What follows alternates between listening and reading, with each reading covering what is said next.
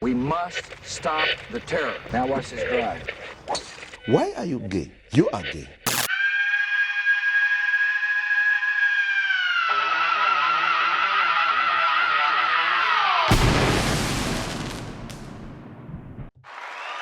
Welcome to another episode of the Uncle Hack podcast, ladies and gentlemen. Good to be here. Glad you're here as well. February 7th in Hamilton, one night only. We'll get into what's going on there right away.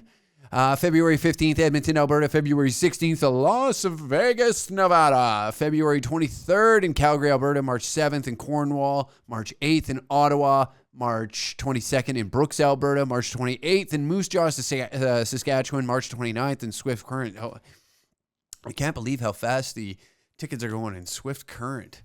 April 4th, Drayton Valley. April 11th, Maylag, Alberta. April 12th in Lloydminster. April 25th and 26th, St. John's, New Brunswick, or St. John. Very sensitive of the city name out there. St. John, New Brunswick. April 27th in Fredericton, New Brunswick. May 9th in Hanna, Alberta. May 10th in Medicine Hat, Alberta. Tickets available at dangercatshop.com. Also, head on over patreon.com/dangercat69 for extra episodes of the podcast. Merch also available at dangercatshop.com. What is going on? Knock it off. We got a big show ahead of us. Anyways, first off, let's get into it. CBC. Not enough happening in Canada right now that the CBC is very interested in us coming out to Hamilton. CBC Hamilton has been reaching out constantly looking for an answer from me. Why? How do you feel about the shows being canceled? It's they're antagonizing me and trying to get me to respond to their nonsense right now. I'm fixing a mic as I'm trying to become an asshole, and it's not quite working out so well for me right now. But yes, CBC has been relentlessly harassing Levity Live Comedy Club in Hamilton, and as well harassing the booker there. Oh my word, just to get the answer of why they canceled the show. Where are they going? How did they get the new booking? All this. It's like having a nosy neighbor. It's a nosy neighbor. What are these guys up to? And rumor has it, we've got drama on this show, that there was a comedian behind all of this. What is going on in the Hamilton comedy scene? We're going to have to do a deep dive. The Tribunal of Crimes Against Laughter is going to be investigating this. We cannot go any more public with any more information regarding this case, because we got to make sure that we're correct before we come forward. You know, we can't make false claims like the news does with all these like names and slander and libel. We got to make sure that our stories are straight before we come forward and start putting people on blast. And some people, not good. But yes, the show has been moved to End Zone Bar and Grill, and I tell you, it's rewarding that we are still going to. I don't know what's going on there. That we are still going to Hamilton for a show.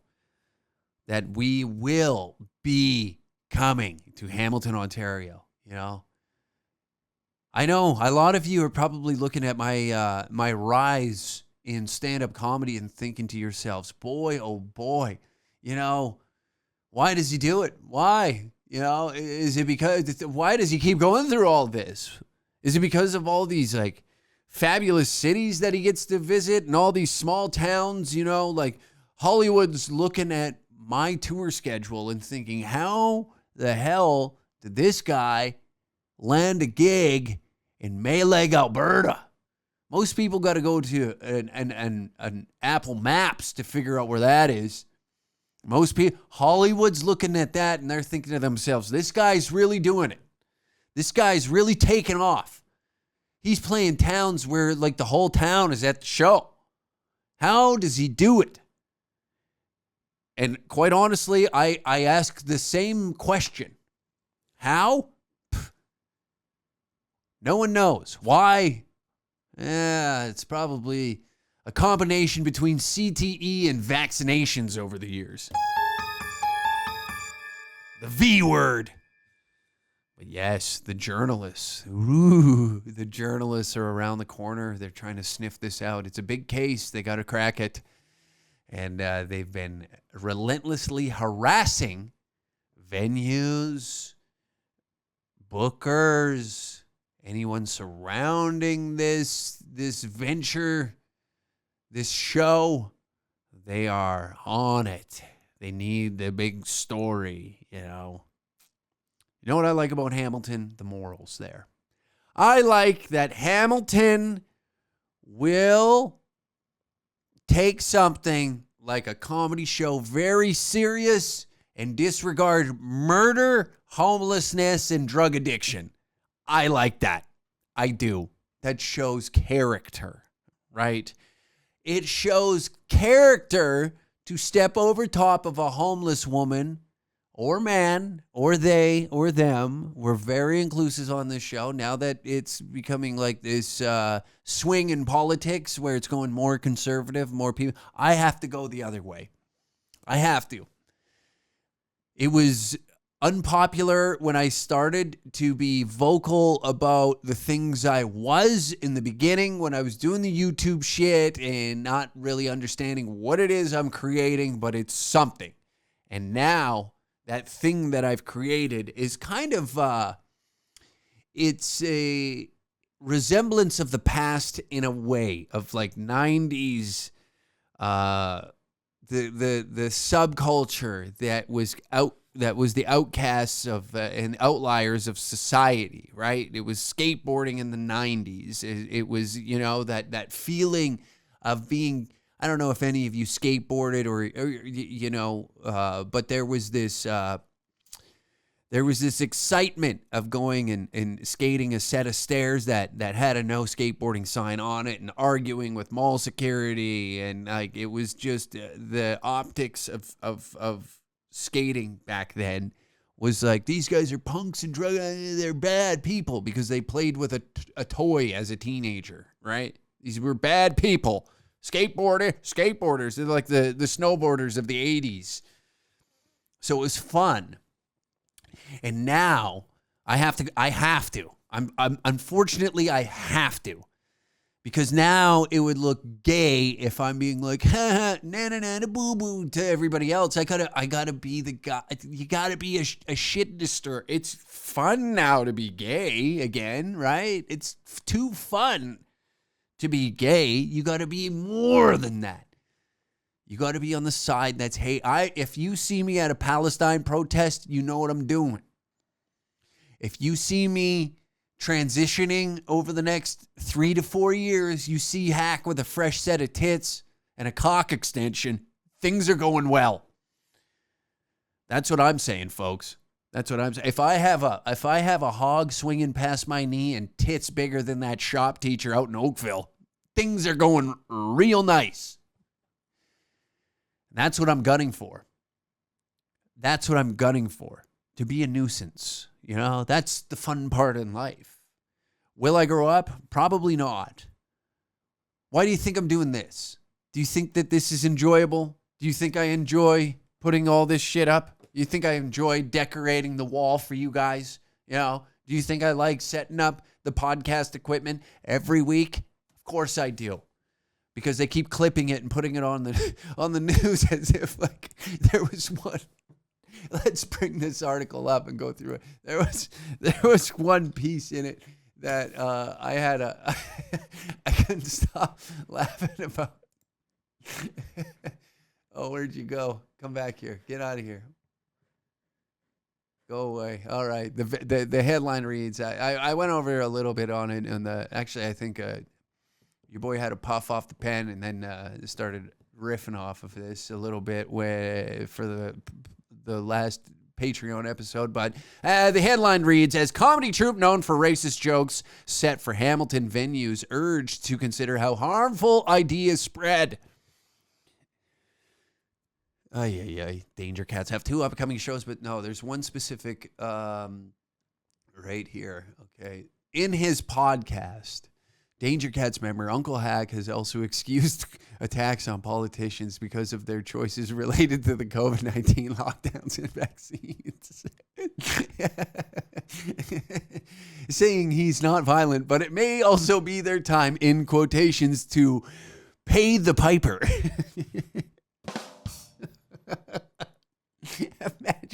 Imagine sitting there having to write this shit. Yeah, they're getting paid. You're welcome.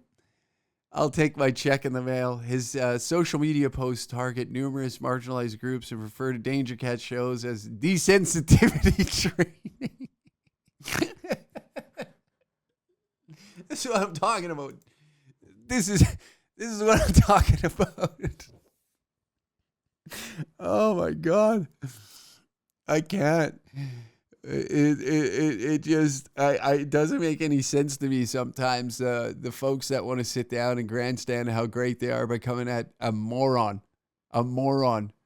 First off, the moment that you have to write Danger Cats member Uncle Hack, that's where you got to just like Control Alt Delete the whole article. In my mind, that's where you have to look at this and be like, what the fuck am I doing? What am I writing about? The Thundercats? What is this, a cartoon? Who are these guys and why am I writing this story? You know, I went to journalism school and I have to write about a bunch of goofballs that are making they're making silly jokes and they're trying to equate deeper in the article. It gets a little, this Caitlin Craven in this article is quite funny. Craven said comics who punch down on marginalized groups often claim free speech as an excuse or suggest it offended people who need to lighten up because they are just making jokes. Thank you. At least you understand. It is just jokes. Such jokes can normalize bigoted beliefs, she added, suggesting venues need to consider the role they play in the process. Okay, put an act together. Show us how it's done. Simple as that. That's why I invited this woman to come and perform her 5 minutes of stand-up comedy so we know we can educate ourselves. You know, I learn from like a visual representation, right? I'm not much of a book learner. If I was, I wouldn't be resorting to antics on the internet to sell tickets to a comedy show. I probably would have done something much more valuable with my time and, put that into maybe studies. Maybe, just maybe, if the debauchery in life didn't excite me as much, I probably would be a very, very structured and a contributing member to society. But instead, I enjoy having a box of matches in my hand with a hypothetical can of gasoline and watching it all crumble. There is something enjoyable about being a nuisance, being a menace, isn't there? You know, it's like grade school. It is. It's grade school tomfoolery of how it just I can't wrap my mind around being angry at television shows or entertainment and allowing it to consume myself and my emotions, to have outrage towards it. Now, I understand, like, there's some things that I just tweet. You know, I get people who just pass by and be like, you're gay. That's one, I get that. I do that. I'm no better than them. They're no better than me. Just doing a flyby in a comment section, you're gay. But then to like sit down, do an interview and, put all this energy and effort into it. But here's the thing is what I find interesting is those that do run to the news seem to be a part of these non-for-profit organizations. That's what I'm just, hey, don't shoot me, okay? Don't shoot me. But a lot of these folks, I think, see an opportunity where there's cash to be made. You know, I'd like to know, unfortunately, the wages on the Hamilton Center for Civic Inclusion on where it's all being doled out. Now we're talking about the executive director, so I'd imagine she's making a pretty penny off this, a pretty penny. And we went through this a little bit on the Patreon. Now their programs. Where is About Us annual reports? So we are looking at 20. So in 2023, 2024, their report of get to the money. Where's the money? Our finances. That's what we want to take a little boo at, right? We want to see where is the money going. So in wages and benefits, year end March 31st. So we're looking at wages and so the wages for 2024 were $600,000. And the year prior in 2023, $520,000 were doled out in wages. Isn't that interesting? Now, we're looking at a team of, we have a board of directors, and we have, where are we? There is, we have 8, 9, 10 people. Now, we can't sit here and speculate who's being paid what. But I'd imagine there is some financial incentive to be a part of something like this. There might be just a little bit of money to be made being outraged. That's what I just find interesting with a lot of this is those that are running to the news are always associated with a non-for-profit. So does that mean that they're using this as an opportunity to get their organization in front of eyeballs, or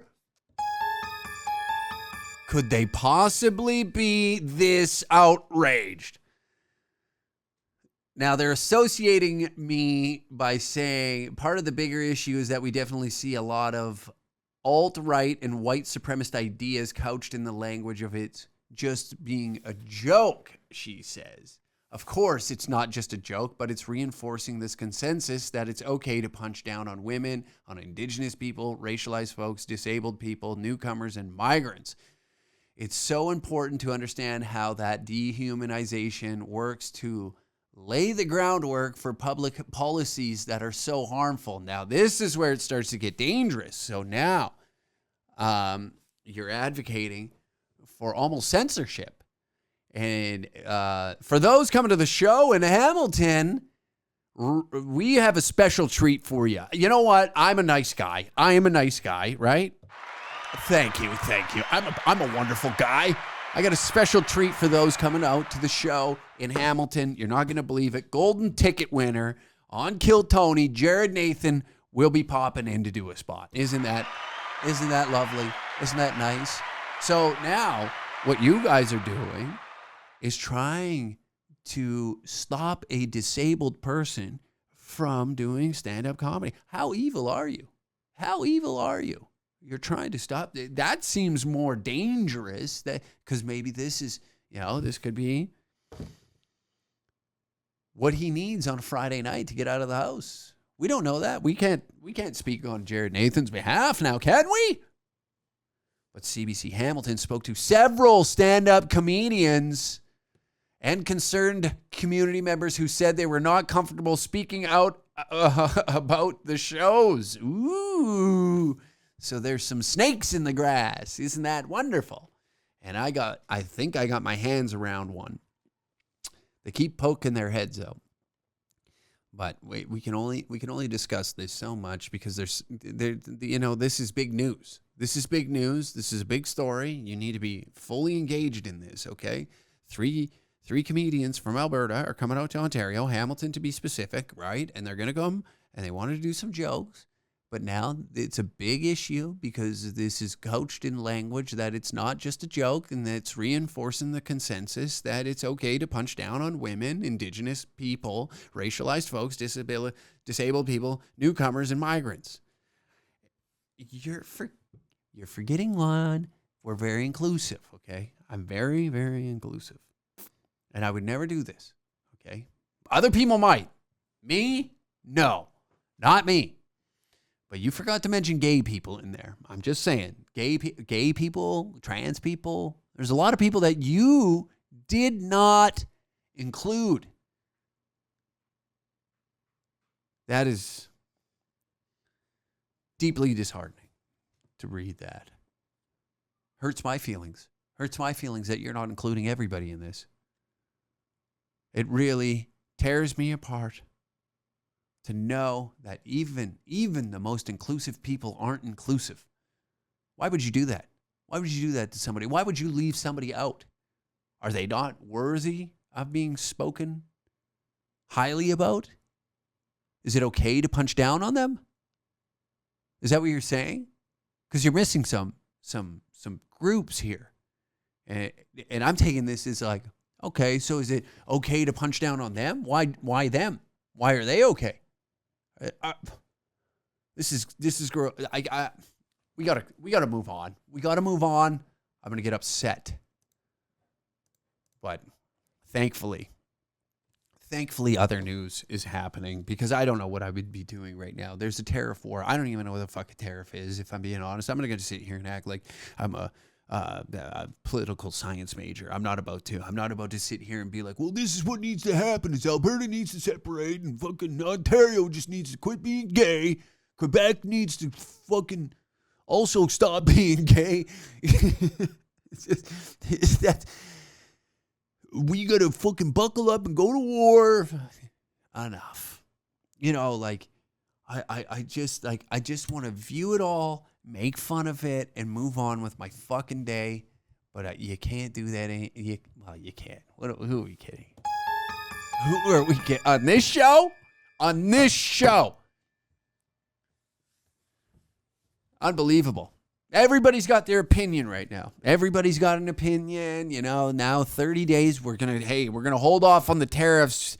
We were a little hot on the gun. We stripped all the American products off the liquor shelves, which is probably, the Canadian government is probably worried about that, because imagine being such a piss tank country that the only way you can clap back is being like, yeah, well, we're not going to drink your liquor anymore. And the Canadian government's got to be a little worried about that. No, you'd think a few premiers, the prime minister, and all the sitting MPs would be a little worried that the country might sober up.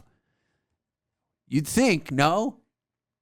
You'd think that you would be a little bit worried that the country might sober up and realize how hard they're getting fucked. Is that what you want?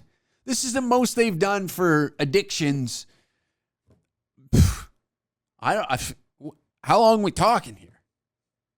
Vancouver, they're handing out crack pipes, but you can't get a bottle of Jack Daniels. You can get some Chinese fentanyl, but American booze? Nah. What are we doing? What are we doing? We look like idiots, and then everybody's like, yeah, well, if they want war, let's have a fucking war. It's like the fat idiots that are slapping their jowls around online. I do appreciate the Canadian patriotism is on the rise again, but it's all for the wrong reasons. Where were you guys 4 or 5 years ago? Where was that? You slandered people who were out in the streets with Canadian flags who just wanted to be left the fuck alone. You called them racist, bigots, transphobes, nothing to do with anything what they were protesting. There was 4 guys who sat in jail for how long that were standing up and being like they were against government tyranny. And you were like, good, I hope they're in jail. And now all of a sudden you've turned coat on everything that you stood for then and are being like, yeah, well, you guys aren't patriotic. It's like, fucking, what the hell are we doing here? Where were you guys? Where? That's all I ask is where? Why all of a sudden the change of heart? Is it because the Americans are coming at us? But meanwhile, you'll turn on your own? You won't even listen to the folks that were in the streets. No politicians came out and talked with these guys just to hear them out, you know? And then you're cheering on crowds of people who are waving a different flag of a different country, screaming death to Canada. You were silent on that. And because Because the orange man's putting tariffs in. Now all of a sudden it's like, yeah, we're Canadian. Enough with it. Don't give me the fake bullshit. Just be honest with yourselves. That's all I ask. Don't say, don't cloak yourself in the Canadian flag and be like, yeah, I'm fucking patriotic now all of a sudden. Because an American tariff is coming down the pipeline. And you need something to outrage about. The convoy's over. You can't scream and yell about that. It gets old news, you know. And what's his nuts there? Pat King was on trial. There were some folks that were celebrating his demise, watching him go through what he did. And like, it's sad to watch. It is sad to watch someone go through something like that. And especially watching people celebrate it. You know, especially watching folks celebrate that was difficult as a Canadian. You know, it is not it. We're like overzealous and we're jealous housewives. That's what we are. We're keeping up with the Joneses type family with a wife that has a champagne taste on a beer's wage. That's what we are. We're a fucking suburban family who thinks they should be in the Hollywood Hills. I got family members like that they get like a knockoff Louis Vuitton purse and they start like, you know, they put a little hip when they walk in through the door so that way the bag goes first. You know, oh yeah, no, it's a new bag. It's a new Louis.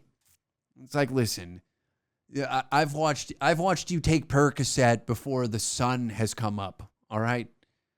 We're no better than anybody else. It's a knockoff purse. You're not convincing. The V is upside down. What are you talking about?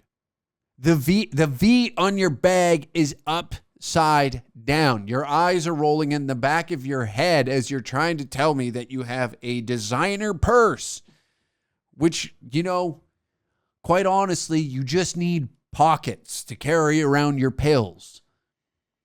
And the only bag beside that bag, this fake designer bag that I see you walking around with, is a brown paper bag with a bottle of cheap vodka in it. And then all of a sudden now we're like, we're talking about fucking, you want martinis? We're at a family dinner. Have a vodka cranberry like the rest of us. Crack open a beer. You're drinking beer. Old Milwaukee to boot. Enough with it. That's this country. Is we're looking over what's the neighbor up to? Why is he looking? What's the flag the neighbor has up? Oh, he's putting up I'll put up a fucking flag. I'll put up a bigger flag. Oh, what's he talking about now? Oh, the neighbor. It's too many idiots. Too many idiots.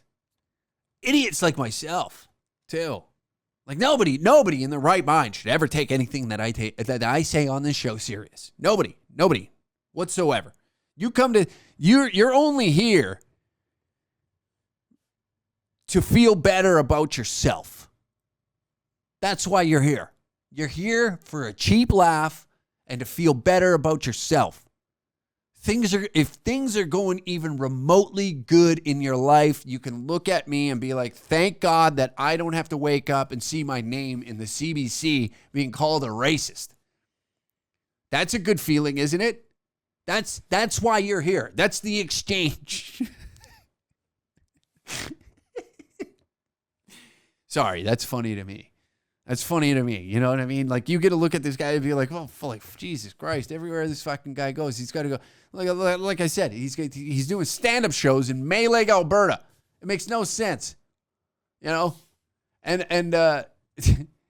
to go from Las Vegas to fucking Brooks, Alberta. You scratch your head and you be like, what is this? This makes no sense. And I have to agree with you because it doesn't.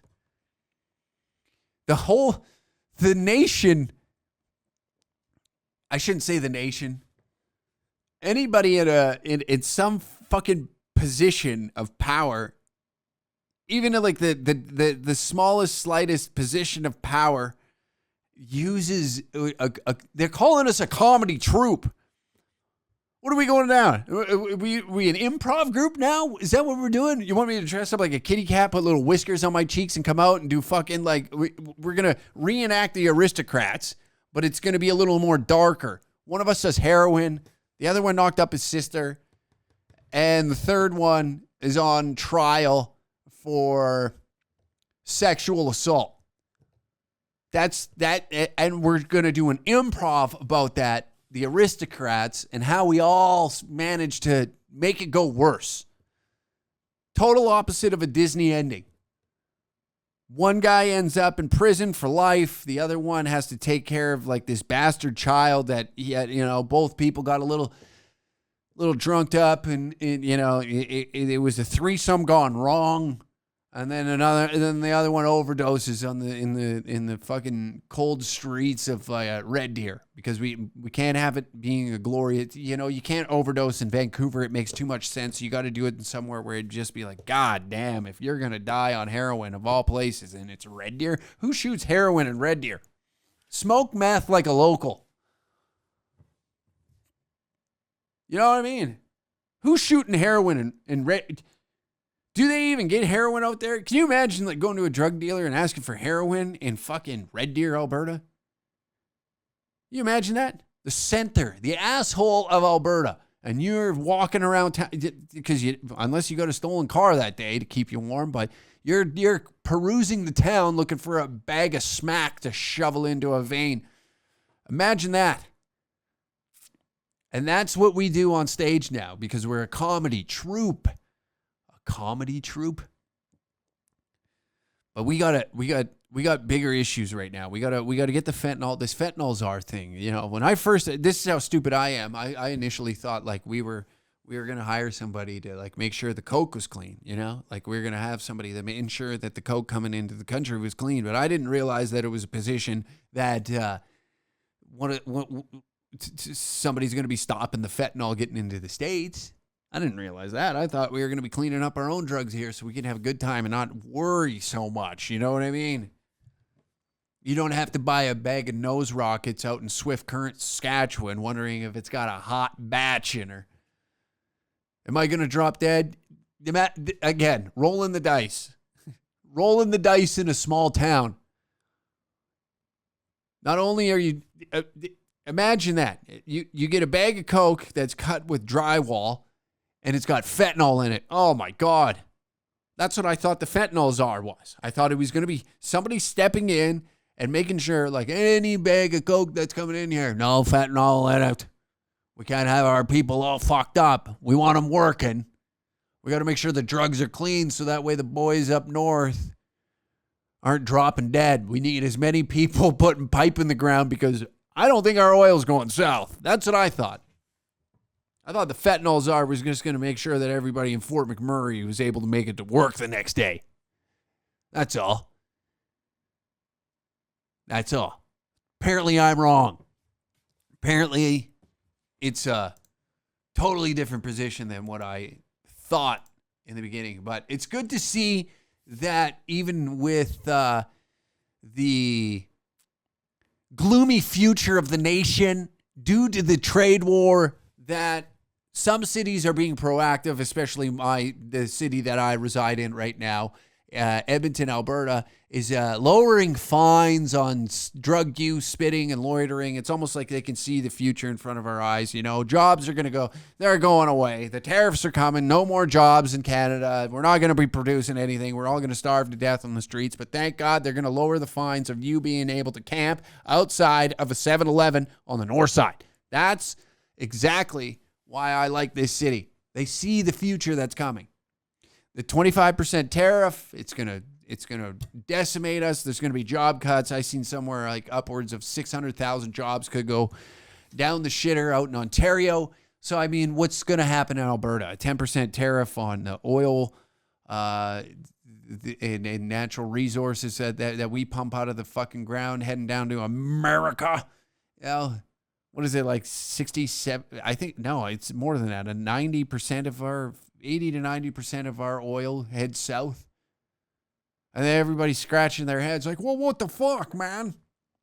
We've been begging for pipelines across to like put it to ports so that way we could ship it across the world. But then we have like Quebec, hey, Tabernacle, why would we want to do that, huh?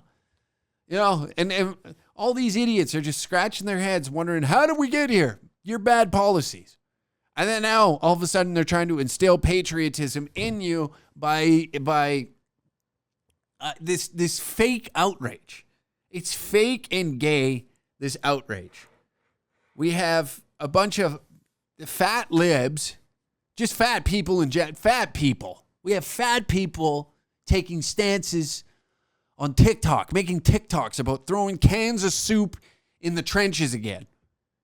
That's what we have. That's our defense system right now. Not very effective. But I know, like, a lot of people have been questioning the military and how many troops we have in the reserves, the Canadian Armed Forces. Are we prepared to go to war with America? No. But thankfully, if you put me in charge, make me the fentanyl czar, and let me call a couple shots with the military, I got the perfect idea. You're going to love it, okay? You know, for years and years and years, we've been importing, truck drivers. Let's call them truck drivers. I think when I say that, you know what I'm saying. We have an exorbitant amount of new truck drivers on the roads. It's wintertime right now. Call the war. Put them all in trucks immediately. Put them all in trucks. You will not cross the border. There will not be a single entry point. You want to make this a ground war? Good luck. We got fucking thousands of Indian guys in Mack trucks. Tell me anything scarier. You can't. The roads in Canada right now, you're not even worried about how icy the road is. You're just like, your head is on a swivel. It's a 360 swivel. And the moment that you see like an 18-wheeler's headlights coming up behind you, you start getting your asshole puckers, right? Like the rest of us, your asshole puckers a little bit, because every day on the news, there's a truck that just blows up a family of 9. Every day, there's a new, like fucking, I drove to Coquihalla not too long ago. It was like it was a fucking Kenworth graveyard. That's what it was. So, America, buckle up. We have one of the greatest defense systems on the planet. Build your little Iron Dome. I know what you think. I know they're talking about this Iron Dome. Trump wants an Iron Dome. Have your little Iron Dome. We got Indian guys in Kenworths. Try me, motherfucker. Try me. All of them. All of them are getting their visas renewed and a trucking license the moment that you say game on. And as soon as you say it's puck drop, game on. Good luck, I tell you. We won't even fire a single round and we will decimate the United States military just through Indian truck drivers. That's it. You'll be wondering, you'll be out in a field trying to make ground. You're going to try and take the high ground, and all of a sudden, just up a fucking coulee comes this Mack truck and rolled. You're like, how the hell did he even make this happen? We don't even know, okay? We don't even know. We've watched him wedge them things under bridges. We've watched the one guy, he was driving downtown Toronto with the dump truck up, knocking out the whole rail system. Like, we've seen it all here. We've seen it all. They'll wipe out your whole grid. And if, in fact, you know what? We're going to send them into America. We're going to send them into America. No chains on the tires either. They're going to cold states. And they're fucking up your roads. And best believe, you think Arab guys flying planes was scary? Wait till you see some Indian dudes behind an 18-wheeler. Yeah, the September 11th will look like fucking Fox and the Hound or a Cinderella story. It has a happy ending. So bring it on.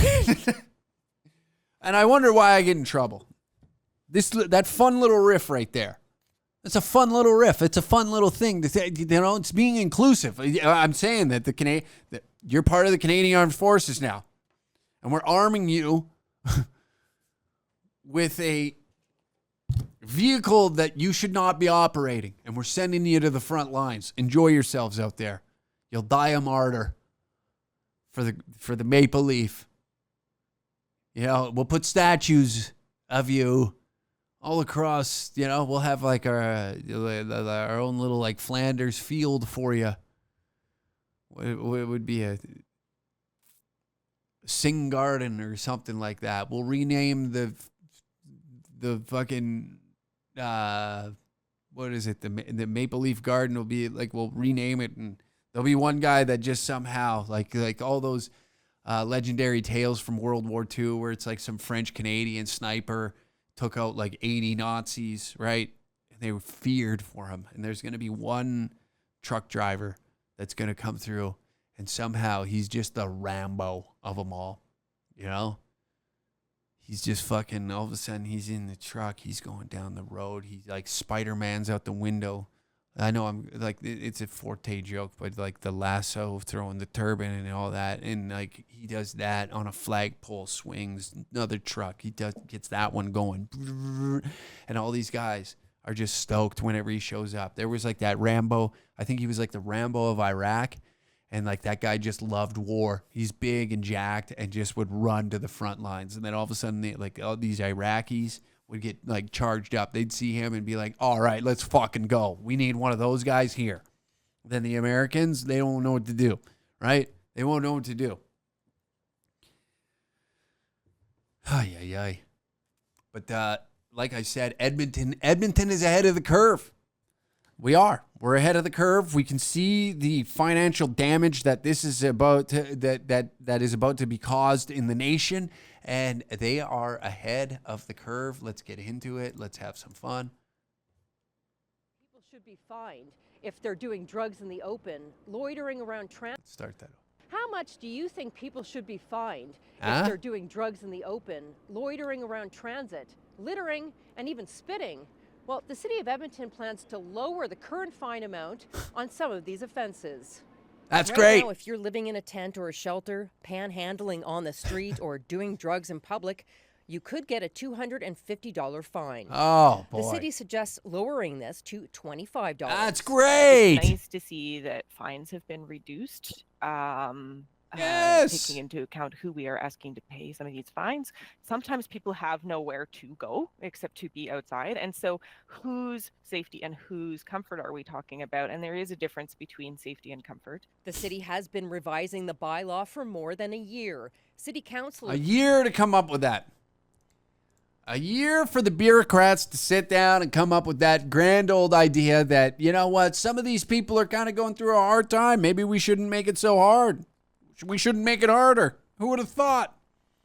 And now they can see, like, okay, well, the fines, we're reducing it. And like, now we'll put it through. Now these tariffs are coming in, and we're probably going to look at more homeless people. So, like, if we reduce it, that means we can charge more people, because I think that more people are going to be homeless and camping on the streets, and we can hit them with more fines. So it's like one of those like quantity over quality type deals, If we hit everybody with a $25 fine, then they're more than likely to pay it. This can be a nice little revenue stream, so that way we can get through these 4 years of Trump and prop up the city. Meanwhile, banks will be seizing property and trucks, vehicles, fucking you name it. The classic oil field guy that's bought everything under the planet and financed it to the gills. The repo man. If now is the time to get a job and repossession of property. Now's the time. I'm calling it now. Now's the time. Quit your day job, whatever you're doing. If you feel like the tariffs could possibly be a reason that your job is going to go bye-bye, I suggest you get a job in repossession. I might have to. How many people, They're charging people less than a Danger Cat ticket right now. Danger Cat tickets are $29. They're charging. You can do drugs in public and fucking get charged for spitting, loitering, drug use, open drug use. You can camp on the street for less. What are they trying to do? Undercut my business? Who are these people? They're looking to be like, wow, maybe when at the time that they were making the decision, we made a little bit of a decision this year. We do fucking, we got to change with times. I'm sorry. $29 to come see a fucking Danger Cat. $29.69, if I'm being honest, is not a bad deal to come see a goddamn Danger Cat show. Not a bad deal. Not a bad deal. Right? $30? I can name 1,000 things that $30 could not buy you. That was an easy one. But thankfully, the bureaucrats all gathered around their table and did this. Where is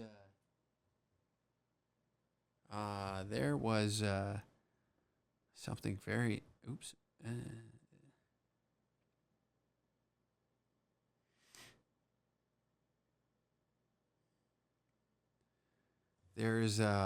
this was quite funny. I want to make sure that they don't say oh yes. Oh, even better. I can play it through. I encourage people to go and do good things when you see somebody struggling, give somebody a hand. And then I don't want to fucking, I talked about it a little bit on the Patreon. I know I'm kind of regurgitating for those that have already listened to the Patreon episode, blah, blah, blah, blah, blah. But I do encourage those that, I don't think I have to really hammer this home for a lot of people that listen to this podcast. I believe that a lot of folks that do listen to this one are good old boys that just like to, you do good, but say bad. You know what I mean? You do good things, but just say horrible shit because it's amusing to you. But your character shines through your actions, not so much your words. And that's what I appreciate about this audience is that when people do come out and you see us tearing down our equipment, the first thing that 9 people ask, hey, need a hand? The moment that any of the DC fans, the liquor lizards out there start seeing people doing shit, they want to join in. It's just natural. I get it because it's that blue collar mentality. You see work, you join in. You got to just work. That's it. You're wired like that. I get that because I'm from that. I've been around it my whole life. You don't stand around with your thumb up your ass. You're not a union guy. You're not a fucking city worker, right? You're not one of those guys. You're better than that. You work hard. Even though you hate working hard and you want to bitch about working hard, you still work hard because it's just instilled in your brain. That's what you were taught when you were young and told over and over. If you work hard, you can fucking get whatever you want in life. And then that idea dissolved, that whole narrative dissolved. But what I'm trying to get at is I was watching a fucking elder woman struggle to get up a set of stairs, and it was really it was irritating me. First off, that. This woman has to go through this, right? That part irritated me. And it's you got to go, I'm not about to watch some old woman fall down a flight of stairs. It's icy out. It's minus 27 in Edmonton right now. So I get out, go give her a hand. And I gave her my phone number and she left me a very funny voicemail that I missed the other day. I missed her call. I gave her my phone number and she left this and I fucking can't stop laughing about it. Let's see. I hope it plays through. Hi, Brandon. It's Gladys calling. I'm calling to thank you for all the help you gave me yesterday. And I was wondering if you're not, if you're not too busy later, if you can call me back. If you're going to Freshco, if you could just pick me up a bag of chips. Please do call me back later. Thank you. Bye-bye.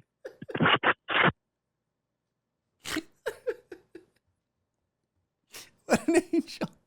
If you could pick me up a bag of chips.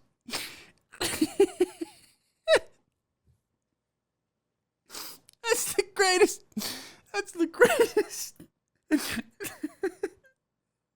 Poor old bird.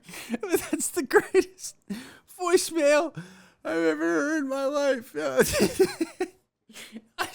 I told her, she's like, come over for coffee sometime. So I gave her my phone number. And now she gives me a ring just to ask if I can pick her up. Like, keep in mind, she lives on the other end of the city from me. And can you pick me up a bag of chips? I don't know why that's so funny, but just thought to herself. I could just imagine, the older people, right? You can tell anybody named Gladys is probably not under 50. Just to sit there and be like, I got a hankering for some salt and vin right now. I wonder if that asshole's coming out this way. You mind swinging by Freshco for me and picking up a bag of chips? Legendary. Oh my goodness. Oh, geez, Louise. It is too good to be true. That's what I mean. See? Some fun came out of that.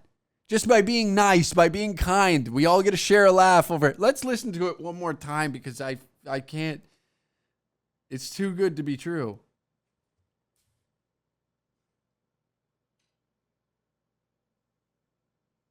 Hi, Brandon. It's Gladys calling. I'm calling to thank you for all the help you gave me yesterday. And I was wondering if you're not You're a little sleepy. If you're not too busy later, if you can call me back. If you're going to Freshco, if you could just pick me up a bag of chips. Please do call me back later. Thank you. Bye-bye. Gladys is my new favorite person. That's what it's all about right there, folks. See, just be a nice guy. You get a laugh out of it. You get to have a ha-ha about all this. The world is mad enough.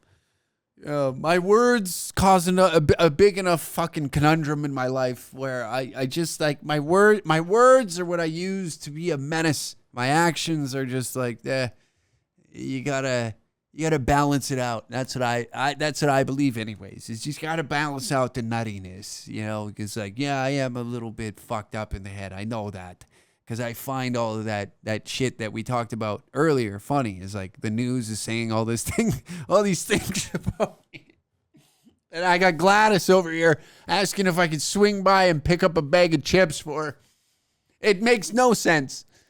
But I certainly enjoy it. That's what I like about it. Is it's balanced out. It's a chef's kiss. You wouldn't mind swinging by and picking up a bag of chips for me, would you? Oh, what an angel. What a sweetheart. Oh, God almighty.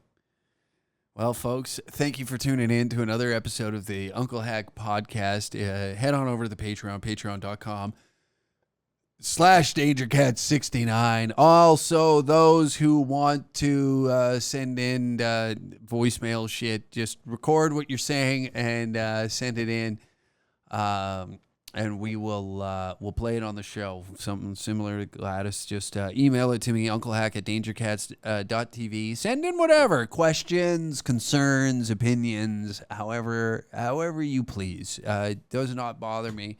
We'll listen to it. We'll talk about it. We'll bring it up. It'll be a fun new segment on the show. I know somebody just emailed me or wrote or something about they were pissed about. There was one guy that handed me a handwritten letter, and in my move, I seem to have lost it. One of the times, the first time we were out in Niagara, I can't remember. It was last year, but in my travels, I don't know where it went. I'm unsure. I think I may have lost it I don't know where it went, so I got a fucking just a nice scathing review. Well, you said you were going to read it on the podcast. What do you want me to do? I'm a moron, all right? Tickets available at dangercatshop.com. See you next week at Thursday at 3 p.m. Mountain Standard Time.